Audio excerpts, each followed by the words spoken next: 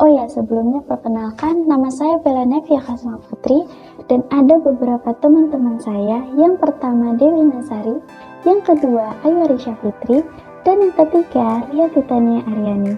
Nah, di sini kami akan memperkenalkan kepada kalian semua tentang apa sih fisioterapi itu, siapa sih yang bisa disebut sebagai fisioterapi, dan jenis pelayanan apa yang bisa atau dapat diberikan oleh fisioterapi. Nah, untuk menjawab pertanyaan-pertanyaan tadi, di sini kami akan mengupas tuntas berbagai hal yang berkaitan dengan profesi fisioterapi. Yuk, tanpa lama-lama lagi, mari kita simak videonya.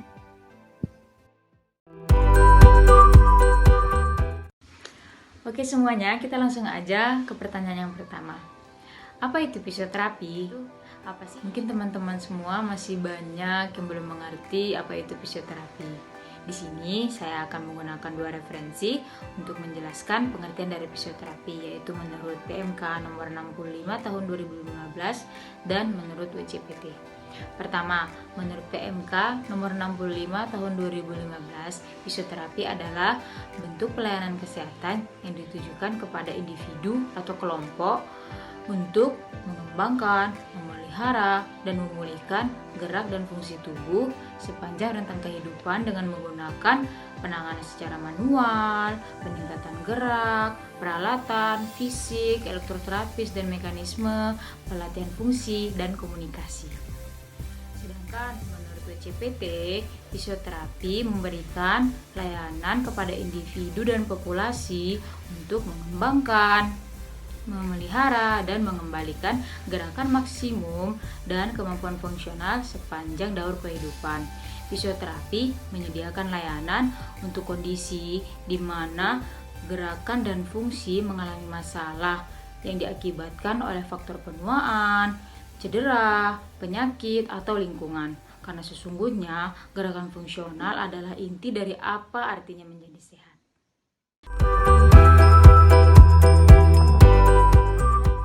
Pertanyaan yang kedua, siapa sih yang dapat disebut sebagai fisioterapis?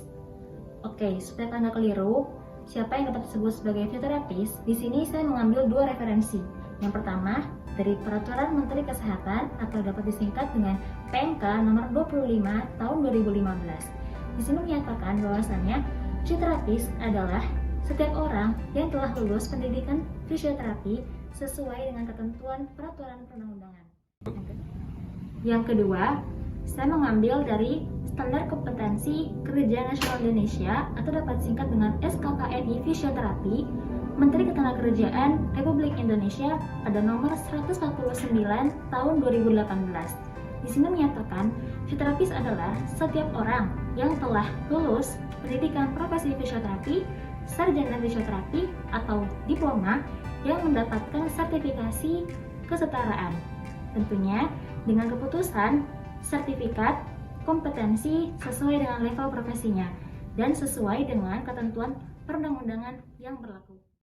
Nah teman-teman, ini dia salah satu contoh ijazah dan STR atau surat tanda registrasi dari program diploma yaitu D3.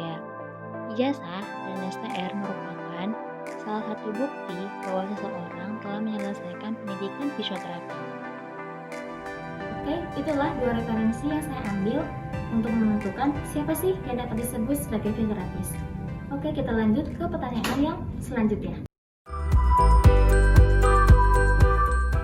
Selanjutnya, masuk ke pertanyaan ketiga terkait dengan subgroup fisioterapi menurut World Confederation of Physical Therapy, yaitu ada akupuntur, akuatik, kardiorespiratory, electrophysical agent in physical therapy, manual therapy, mental health, neurology, occupational health and ergonomic, older people, oncology, pilovites and HIV, pediatric, pelvic and women health, sport, dan yang terakhir private practice.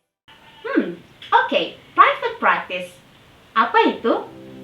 Kalian pasti penasaran kan private practice itu apa? Langsung aja yuk kita tanyain ke ahlinya. Yuk.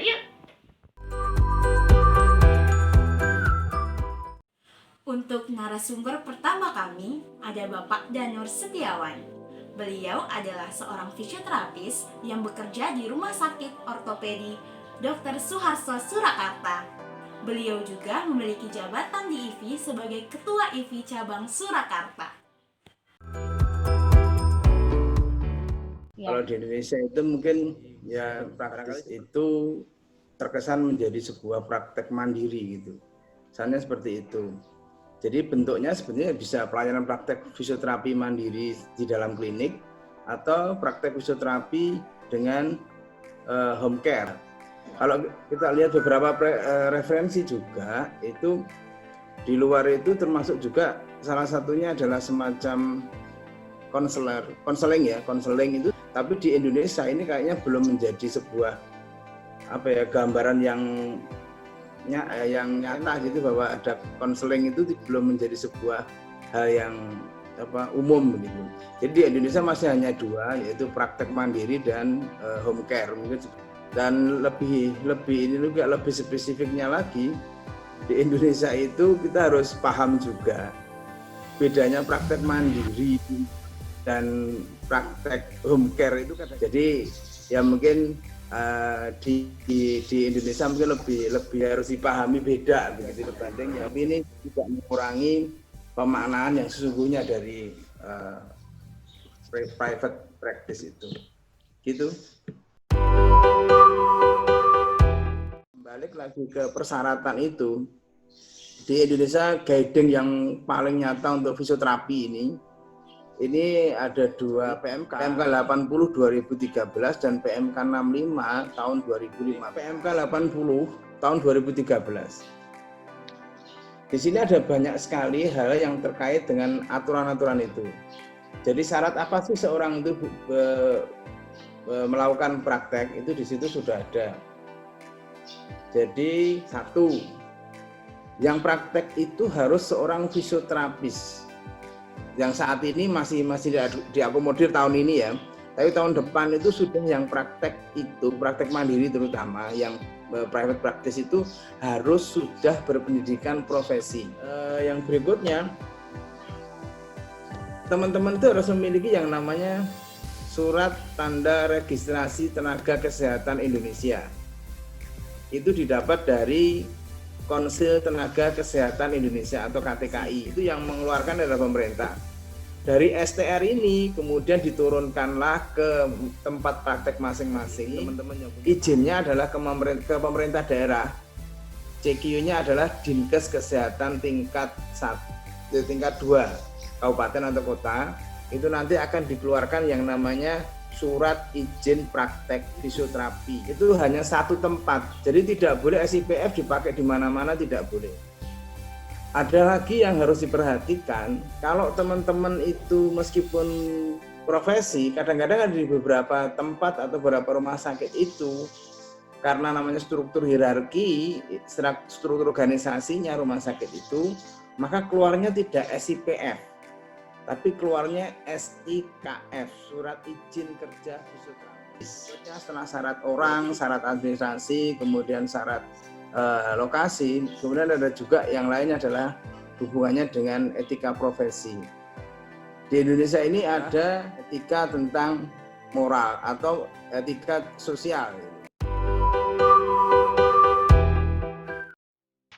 Keunggulan dari private practice itu yang pertama adalah kita itu bisa menerjemahkan seluruh kemampuan kita kepada pasien, eksplor seluruh kemampuan kita kepada pasien, dan juga otomatis apa yang menjadi tujuan kita dalam mengerjakan pasien semuanya bisa tercover dengan bagus, dan insya Allah juga nanti tindakan yang kita berikan akan lebih yakin kita tentang apa yang akan didapat dari hasil dari terapi itu, sehingga harapannya di dalam kegiatan private practice ini pasien nanti akan mendapatkan kepuasan yang sebaik-baiknya, sekaligus tingkat kesembuhan atau tingkat tindakan kuratifnya juga akan lebih terukur dengan baik. Untuk narasumber yang kedua, di sini ada Ibu Irma Solistiawati STR. Beliau adalah seorang fisioterapis yang memiliki jabatan di IFI atau Ikatan Fisioterapi Indonesia Cabang Bantul sebagai bagian humas. Beliau domisili di Dusun Dukuh, RT 1, Desa Gading Harjo, Kecamatan Sanden, Kabupaten Bantul, Daerah Istimewa Yogyakarta. Memang niat utama itu memang punya praktek mandiri, tujuannya untuk bisa membantu masyarakat dan juga memberikan pemahaman. Dulu masyarakat belum tahu apa itu fisioterapi, sama sekali tidak mengerti, tidak tahu. Taunya itu tukang pijet. Kalau di saya memang dimulai dari tetangga dulu ya. Jadi promosi ke tetangga, naik keluarga memang yaitu pelan-pelan memang kita sudah tahu sejak masa kuliah. Memberitahukan ke itu pasien atau klien tentang ini, misalkan pemeriksaannya, terus karena kan asesmen ya dari runtutan awal ya, dari asesmen sampai ke diagnosa. Nah itu tapi memang tidak mudah itu Dek. Jadi memang perlu proses, jadi waktunya juga ya lumayan seperti itu. Ke ini tumbuh kembang, jadi tumbuh kembang pada anak-anak, jadi balita seperti itu. Karena kan saya bekerja di Rumah Sakit Khusus Ibu dan Anak di Umi Hasanah itu ini, jadi fisioterapis obgyn sama yang pediatri, tapi juga menangani cuma khusus hanya ke situ seperti itu. Alhamdulillah masyarakat itu sudah, jadi mereka sudah menyebut fisioterapi itu udah paham apa, terus tahu saya fisioterapi seperti itu. Terus kedok tular ini sudah meluas, alhamdulillah pasiennya juga sudah, mereka sudah paham dan mereka juga sangat membutuhkan fisioterapi seperti itu. Kalau keunggulan dari praktek fisioterapi mandiri itu ya kita lebih bisa bereksplorasi aja. Jadi kan ya tadi kan kita kalau sama pasien itu lebih ini sih dekat, kita bisa lebih mengenalkan apa itu fisioterapi, terus apa saja toh jangkauan yang mereka butuhkan, bisa memberikan informasi seperti itu. Ya, kan kita beda ya, kalau dengan jaminan ya itu kan kadang kalau di rumah sakit kan ada batasan, tapi kalau dengan praktek mandiri itu kan kita bisa lebih bereksplorasi itu sih, tapi bisa lebih mendalam gitu. Jadi benar-benar pemulihan gerak dan fungsi, misalkan pada pasien yang lansia itu juga lebih mantep. Terus kalau pada anak-anak juga kita bisa mendampingi mereka juga terjangkau juga seperti itu.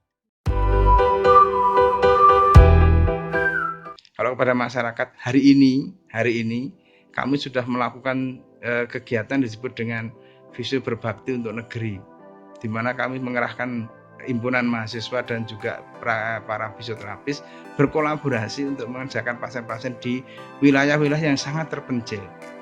Ternyata mereka antusias dan terharu sekali bahwa mereka juga berharap dapat sentuhan oleh fisioterapis. Nah, pesan kami kepada teman-teman fisioterapis muda, ya marilah kita berbuat yang baik. Seandainya memang kita tidak bisa mendapatkan kesempatan yang terbaik, tapi kita pernah berbuat baik, setidak-tidaknya begitu. Ya kalau untuk masyarakat ya pilih fisioterapi ya untuk pemulihan gerak dan fungsinya. Untuk teman-teman sejawat ya harus lebih mantap untuk mandiri. Teman-teman udah mulai paham belum tentang apa itu fisioterapi? Semoga habis dari nonton video ini kalian udah mulai mengerti ya tentang apa itu profesi fisioterapi. Nah, untuk teman-teman yang mungkin masih kuliah, yuk tetap semangat untuk belajar dan jangan lelah untuk menggali ilmu sedalam-dalamnya. Untuk rekan-rekan yang sudah bekerja juga harus tetap semangat untuk memberikan pelayanan yang terbaik. Dan untuk masyarakat, jangan pernah ragu untuk gunakan jasa fisioterapi ya, untuk mengatasi keluhan-keluhan Anda. Salam fisioterapi, bergerak, bermanfaat, bermartabat. Wassalamualaikum Wassalamualaikum warahmatullahi wabarakatuh.